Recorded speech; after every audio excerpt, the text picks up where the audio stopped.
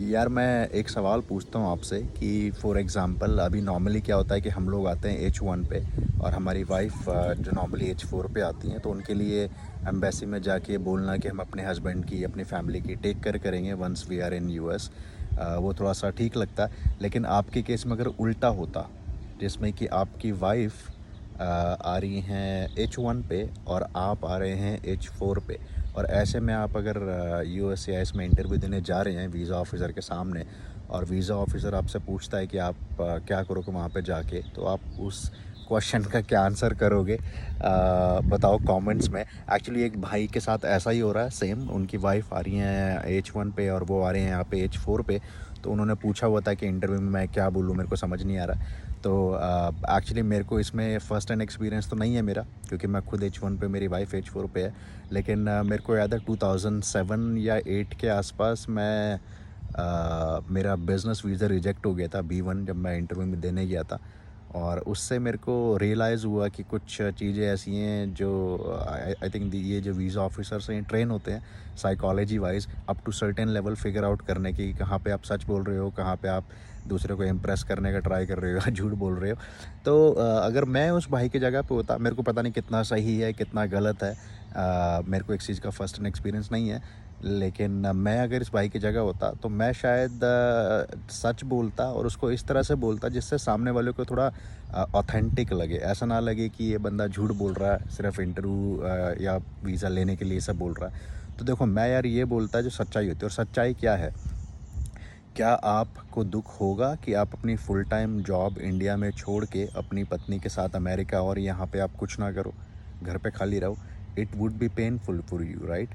सो सबसे पहली बात ये पेनफुल होगा, और ये आप चाहोगे नहीं, और सिर्फ इसीलिए चाहोगे क्योंकि कहीं ना कहीं आपको लगता है कि यार अमेरिका जाने से मेरी वाइफ के जो ड्रीम्स हैं, उसकी जो मेहनत है वो रंग ला रही है, तो मेरे को उसको, अपनी वाइफ को सपोर्ट करना चाहिए क्योंकि उन्होंने मेरे को हमेशा सपोर्ट किया है।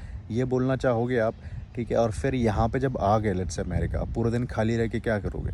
कुछ ना कुछ तो यहाँ पे करना पड़ेगा, ठीक है? आप पैसे नहीं कमा सकते, जॉब नहीं कर सकते, लेकिन कुछ ना कुछ तो आप करना चाहोगे, ऐसे खाली तो बैठोगे नहीं। तो वो कुछ ना कुछ चीज़ें ऐसी क्या हो सकती हैं? फॉर एग्ज़ाम्पल आपको अगर पढ़ने लिखने का शौक़ है तो आप किताबें पढ़ सकते हो, ऑनलाइन कोर्सेज़ ले सकते हो जिससे कि आपकी स्किल्स में एनहांसमेंट हो।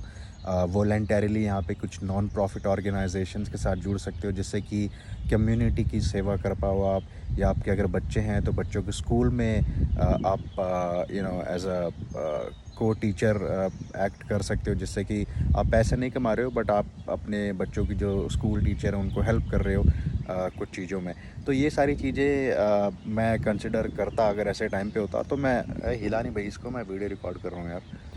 तो ये यार ये वो अभी लिया है हमने, क्या बोलते हैं उसको, हैमॉक, वो लगाया है हैमक। तो वो लेटे हुए उस पर आराम से हिला रहा था, मैंने कहा हिला नहीं तो वो, नहीं तो विगल करेगा कैमरा।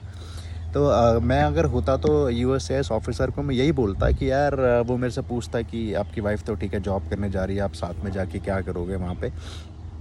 तो मैं उसको यही बोलता है कि यार I do understand, I mean it's a bit painful for me too, because I have this full time job here in India, and I have been doing this job from like since जो भी year है वहाँ से।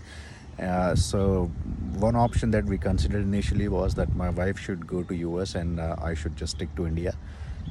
But then अगर मेरी नई नई शादी हुई होती, ज़्यादा पुरानी शादी नहीं तो मैं बोलता, but it's been just couple of years we are married.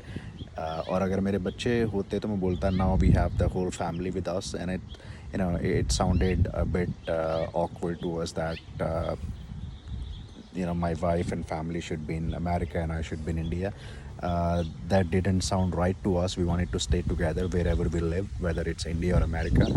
And second thing, I mean, personally, I think my wife has always supported me at every moment of our lives together. And now I think, though it's a bit painful for me to leave my full-time job and go to America and where I can't do the job, but this is the time for me to show that support to my wife. So I've decided to do that now.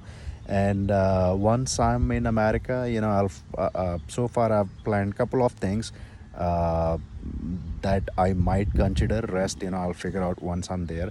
and these things might be that I'll enroll myself into some online educational coaching programs so that I can enhance my education, my skills. I will also try to associate myself with some non-profit organizations where I can voluntarily help out the community. This will help me, spend my time wisely, give me some sort of fulfillment kind of sense. So this is what I plan to do for now, and once I'm there, I'll figure out more. How I can invest my time wisely. I can help community learn something new, and rest. I would love to spend some time with my family. Because I don't have a formal job to do, so I don't need to wake up on Monday mornings anymore. So this is what I plan to do.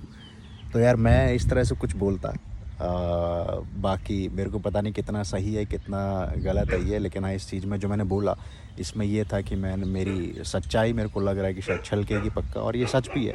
आप वहाँ पे जाके यही सब करना भी पड़ेगा आपको, विलिंगली और unwillingly. It would be a bit painful, but this is the way it works when you are on H4. ठीक है मेरे भाई, अगर सेंस लगा हो तो you may consider using some part of it. If it doesn't make sense, then of course ask from people who might have first-hand experience doing or giving interview for H4. ठीक है, चलो यार, take care. I wish you luck. I hope to see you in America soon. Take care. Bye bye.